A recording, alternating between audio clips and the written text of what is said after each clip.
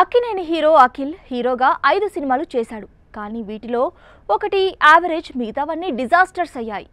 గతంలో ఓసారి నిశ్చితార్థం జరగగా అది రద్దయింది. దీంతో చాన్నాళ్ల పాటు అఖిల్ వ్యక్తిగత జీవితం గురించి ఎవరూ పెద్దగా మాట్లాడుకోలేదు.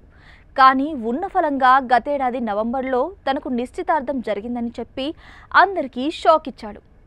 జైనబ్ రవ్జీ అనే అమ్మాయితో అఖిల్ ఎంగేజ్మెంట్ గతేడాది నవంబర్లో జరిగింది.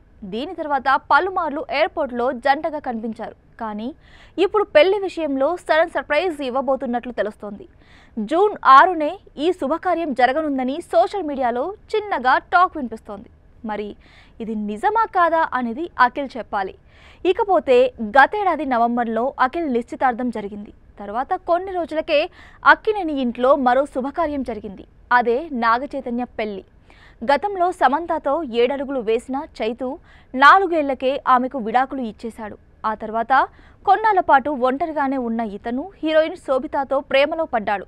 గతేడాది డిసెంబర్లో వీళ్ళిద్దరూ పెళ్లి చేసుకున్నారు. ఇప్పుడు అఖిల్ కూడా జూన్ తొలి వారంలో పెళ్లి చేసుకోబోతున్నాడనే న్యూస్ బయటకొచ్చింది. ఒకవేళ ఇదే నిజమైతే మాత్రం ఈ పాటికే ఏర్పాట్లు జరుగుతూ ఉండాలి. లేదంటే శుభలేఖల్లాంటివి ఏమైనా ఫోటోలు లీక్ కావాలి. కానీ అలాంటి సూచనలేం కనిపించట్లేదు. మరి సోషల్ మీడియాలో వినిపిస్తున్న పుకార్లు నిజమేనా కాదా అనే దానిపై త్వరలో క్లారిటీ వస్తుంది.